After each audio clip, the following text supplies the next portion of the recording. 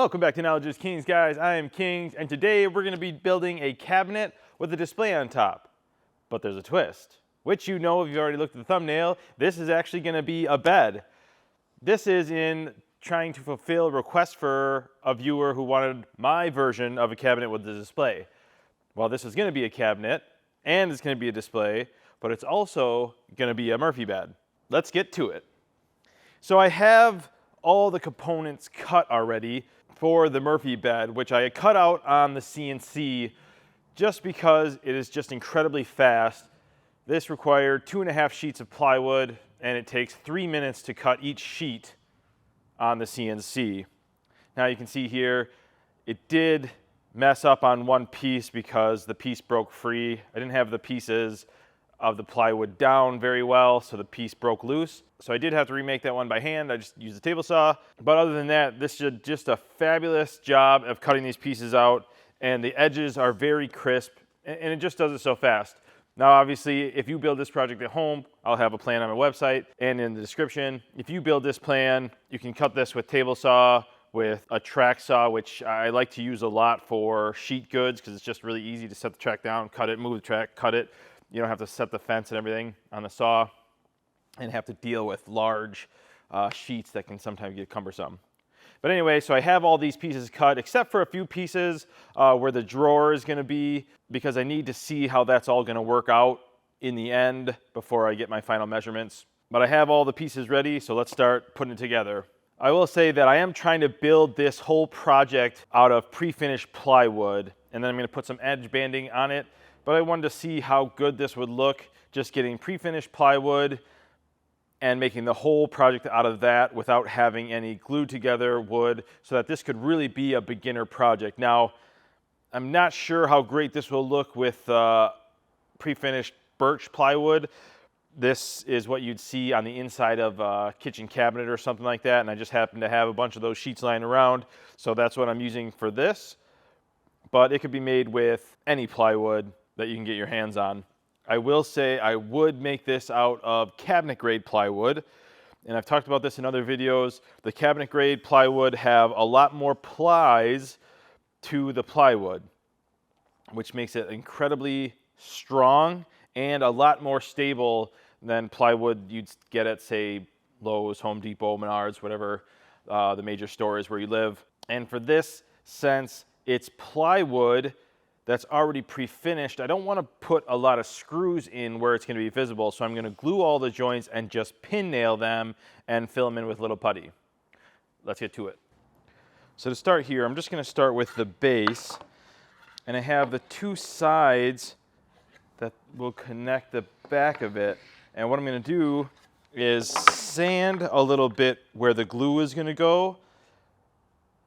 Since this is pre-finished, I'm not sure how well the glue will stick to this, so I just want to rough it up a little bit and then glue it.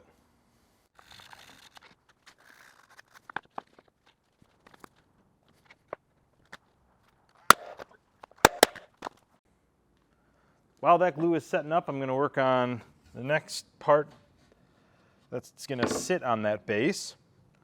I have the back here, and I'm just going to assemble it the same way I did for the bottom, and you can see all my parts I have labeled so I don't get them confused, as they all look the same.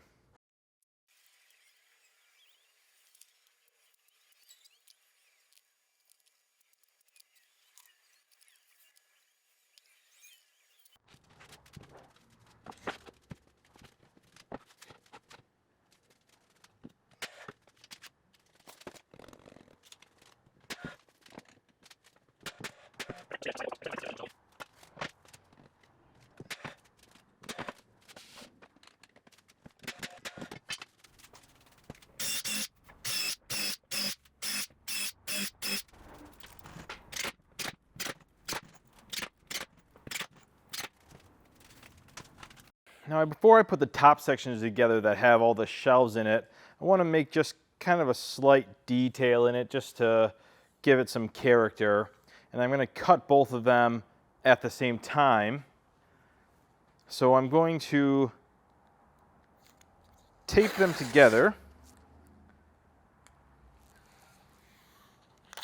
and put super glue on here and then spray this and fold it over to hold these together. And you've seen me do that in multiple other videos.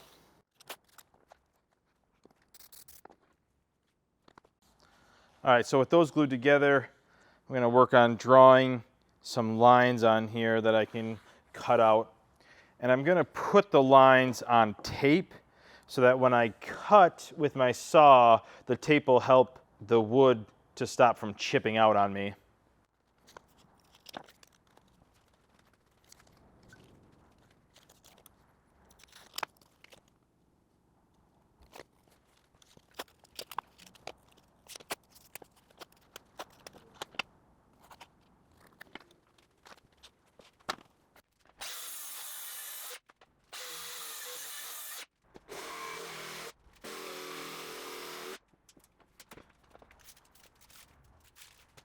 With those cut out, now I'm going to lay out where I want the shelves, and then I'm going to put edge banding on this front edge of the shelves.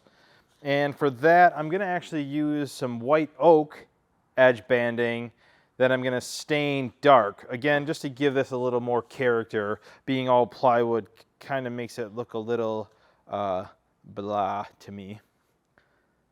So I'm hoping with just a little extra color that contrasts with it, it'll bring it to life a little bit.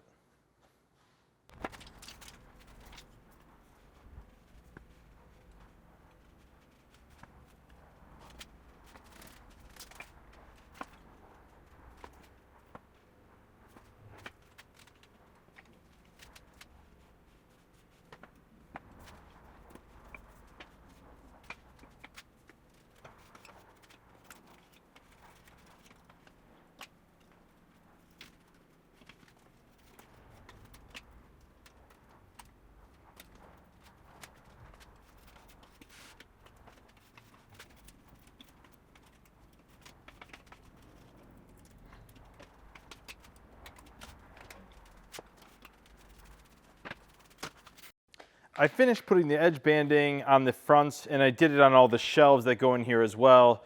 Now I have the back of the top that these will be pinned to, and the shelves are going to go on here. So what I'm going to do to make the lining up the shelves easy is line the bottoms up, and then I already have the marks that I want for the shelves, and I'm just going to continue those on all the way across.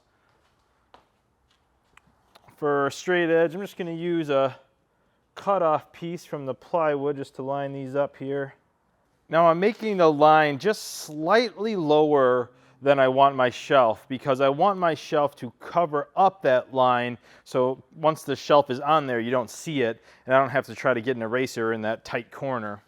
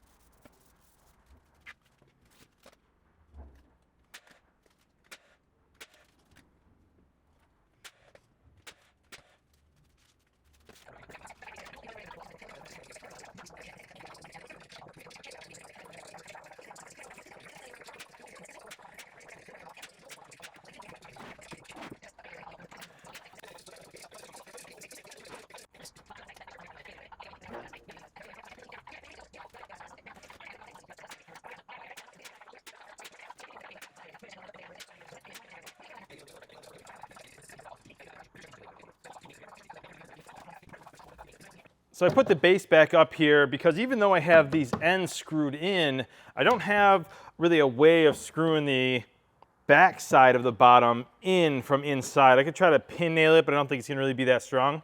So what I'm gonna do is take my pocket hole jig and just put some pocket holes on this edge and screw it up in there.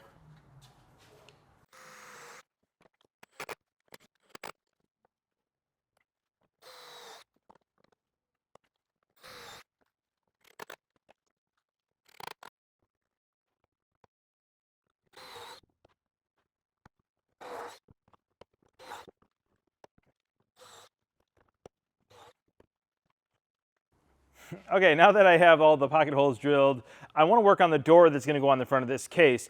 Now, I did have to remake this a little bit, and by that I mean I just had to kind of cut it down because when I designed it in the program, you can design it to move, and then you can see problems where it'll bind or something like that. But for me to do that takes a little bit of time. I'm not really that great at the moving the components and everything. I'm a little better at the design, and even that I'm not that great. So I did cut this down to fit because I originally had it sitting flush with this bottom piece here, but I want this door to swing open, and if I did that, there'd be nowhere to put the hinge where it wouldn't bind. So what I need now is to get this door flush to the top of this. So I just realized what I was about to do wasn't going to work.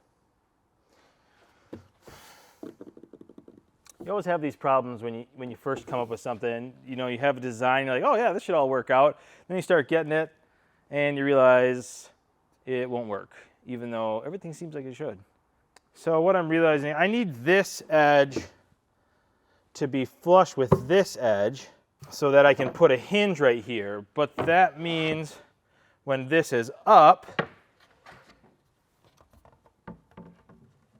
it will be right there. It'll actually be where this is, like this. So it will work. It will work. I see what I was thinking wrong. It will work, and I'm gonna cut a new piece right here so this can hold my piece up flush with this.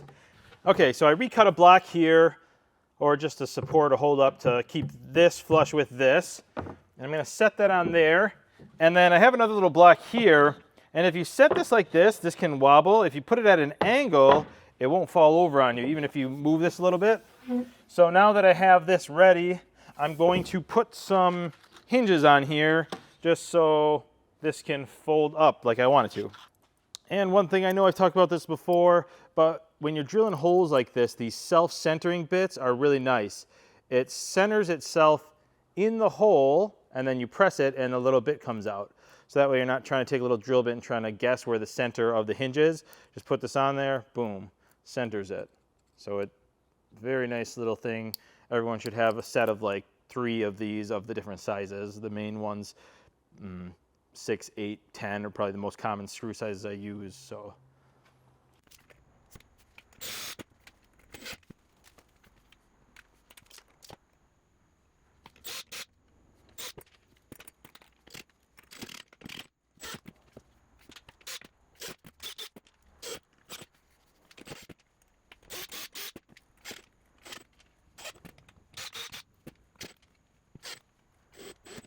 Okay, so this is a really stupid rookie mistake, but these screws are 3/4 of an inch, and I'm screwing them into 1/2 inch plywood. So here's a little pro tip that I definitely would never screw up on. Make sure that your screws are shorter than what you're screwing into.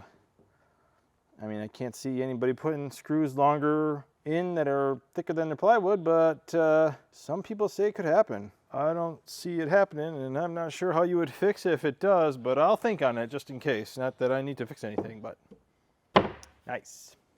So for the last one, just the last one, I'm gonna switch to some shorter screws that are only 1/2 inch deep. Oh.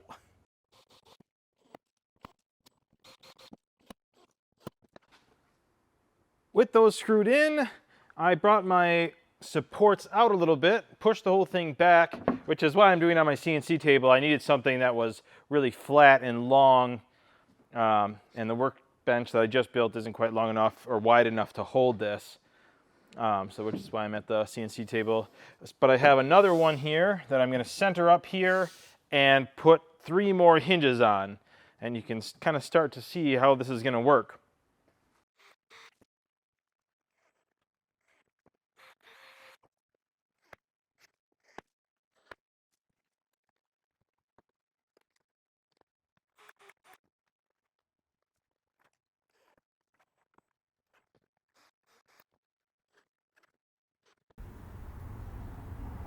With the hinges now on the door, I flipped it on its side to work on the bottom where the rails and the drawers are going to be.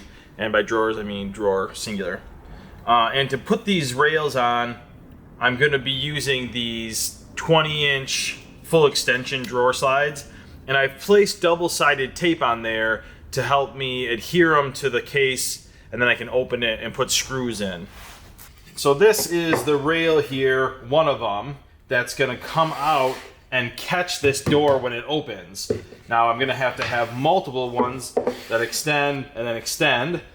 And I've placed some little 45-degree cuts on here, just so when this sits on the ground and you pull it out, if it's on carpet or something, it'll kind of push the fibers down under it as it opens.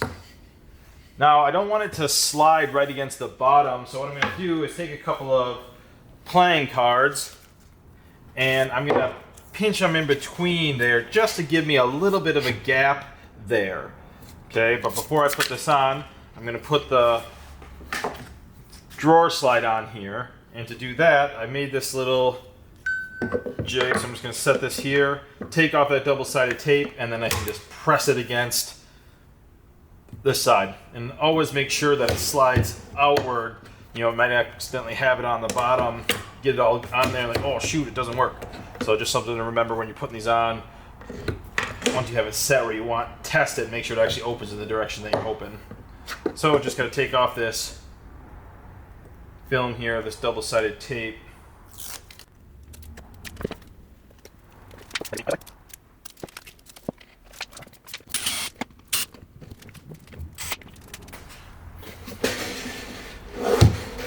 With that on there, I'm just going to repeat this a couple more times for this side and that side. Once I have enough on where I have enough extension to catch all of this, the last one is going to be made into a drawer. With all the rails on here now, this can extend till its full length that I need it to go to catch this front door when it's fully open. So now these inside rails here are actually going to be the inside of the drawer, and I have a couple of the fronts here, the front for this one and the bottom, and I'm just going to take these two rails out now, and I'm going to screw the drawer together. This is going to be an incredibly simple drawer that's just going to be all screwed together with square edges. I'm not going to do any half lap joints or anything like that. It's going to be sitting on the ground for its whole life, so even if you put something really heavy in there, it can't break through anything because it's just resting on the ground below it. So something really simple here, just going to take that out, screw this together, and the drawer will be done.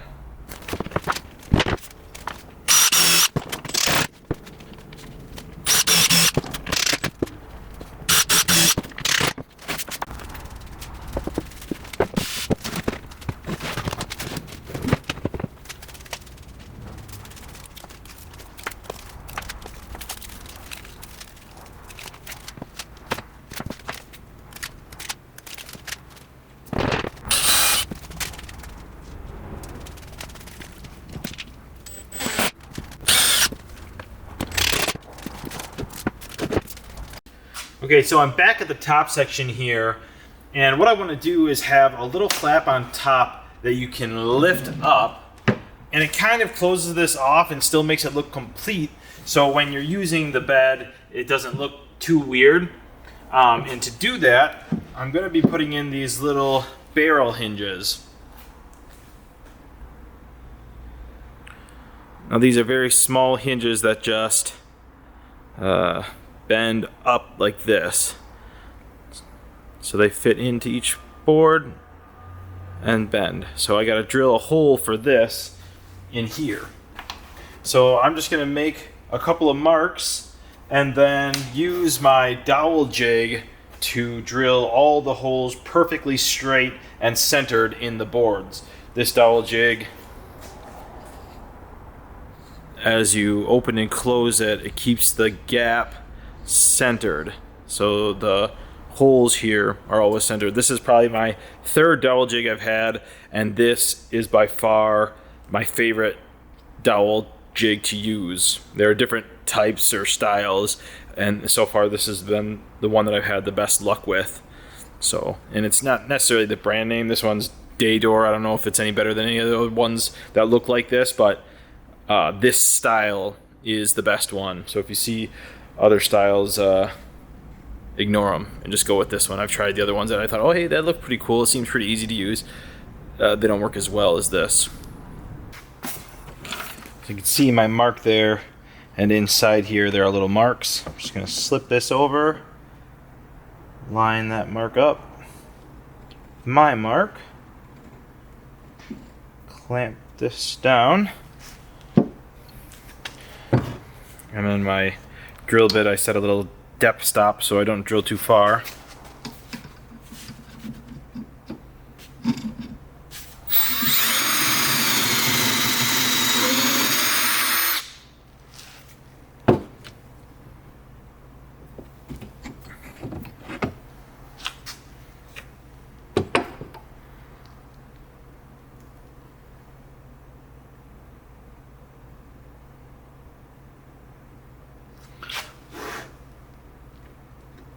And then that will just fit right in there.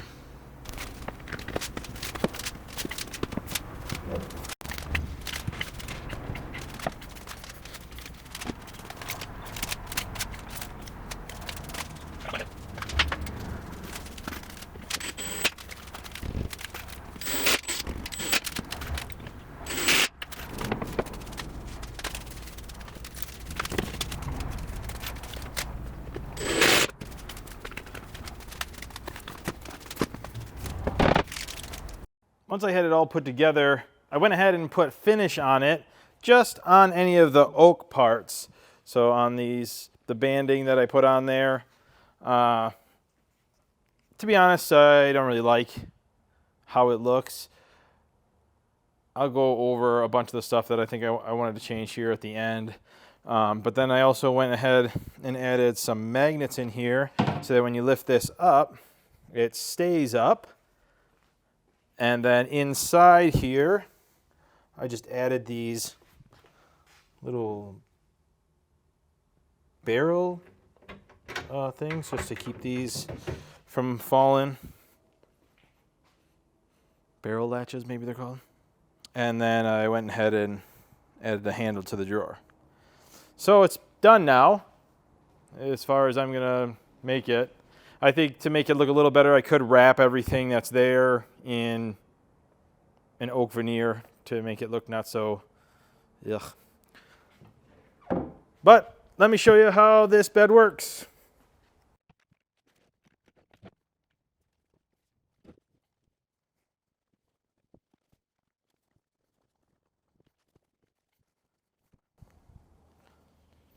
I just don't want to get the blankets on the floor, all on the sawdust, so I'm just going to kind of loosely put them on there.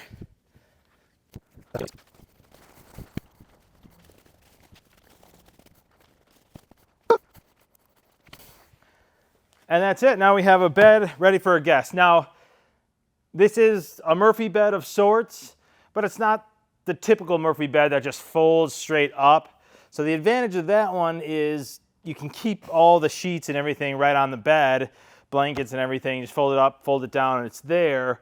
So that works well for someone who has a small room and is using it every day. This is more for something if you have an extra space for when you have a guest over or something and you put it out when they first come there and you don't put it away until they leave, because it's a little more cumbersome, but it has a lot smaller form factor than your average Murphy bed, which is really nice.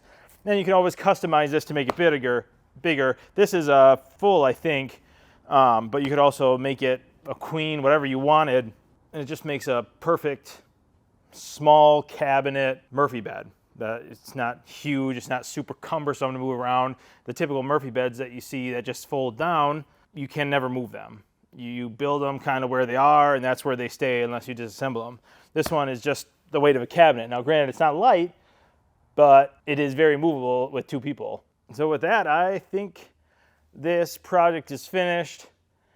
And now I'm gonna head over to my monologue bench and talk more about the project as a whole. Did I make it over to the monologue table yet? So I really think this was a great project, and it's kind of a fun project, very unique in terms of Murphy beds. But I think this is really just a starting point to get a really good product, because this one did not turn out exactly how I wanted to. One, I tried to use pre-finished plywood that I already had on hand, and not only did I think that was a mistake, but I also think it being a 1/2 inch thick was also a mistake. I think if I were to redo this, it would all be at least 3/4 of an inch. There's just too many downsides to the 1/2 inch. The hinges I have to put on there are really small. The screws are going through everything. You have to grind the screws down because even the 1/2 inch ones are too long. And there's just not a lot of holding power there, especially for those barrel hinges. Very small. I had to get basically the smallest ones they make. The magnets that go in there, since they had to be in that thin sidewall, very small magnets, really not that strong. So all in all, huge mistake using 1/2 inch material. Definitely should have been 3/4. And a lot of the 3/4 would be a lot more rigid on that long, wide shelf on the bottom. It already has just a little bit of a sag there at the front, which I think would be totally eliminated with the 3/4. Now I could take some 1x and put it under there to straighten it out and give it a little more depth. But I think also the tower itself needed to be a little bit taller to give a little more space in between the shelves to store taller things. So I think that was, it kind of looked too squished together. Another thing was when I pull out the drawers, you can see it just has the rails on the side. I think if I were to redo this, each back of the rail would also have a cross piece that goes across the back. Now I think it's fine for this full mattress version, but I think if you use a queen or bigger, actually I don't even know if they make a king of the trifold mattresses, but if you used a queen mattress, that's a long span for the plywood when you have like 2 people sitting on there for it not to sag. So having those cross members would be way better, I think, in terms of holding it. I would actually think to make this maybe a little bit deeper. I'm not sure if I would want to or not. I like the depth now, but I also wish that the drawer itself had a little more room in it. I was kind of hoping for a drawer that I could store the bedding in there, plus a little extra for whatever else you would want to be in there. I'm not sure, but just so that this could be storage more than just a bed. So with that said, the plans that I was planning on having on my website, I'm no longer going to put up there because I don't think that it will make for a very good end product. Now, I may revisit this. I'm probably going to have to just start from scratch on Fusion and redraw a whole new thing using 3/4. But for now, I'm not going to have a plan, but I have other plans on my website if you want to check those out. But this one, probably not going to make it there. Or if not now, it won't make it there for a while until I redo it. But like I said, all in all, really great project. Really had fun doing it. It's cool, and now that it's done, it is actually usable and useful. It doesn't look as nice as what I was hoping for, given that pre-finished plywood didn't turn out how I wanted. But I still have a little Murphy bed that I can now store in an extra room, and if anybody ever comes over, I'll have a place for them to sleep. Anyway, that's it for this video. I hope you enjoyed it.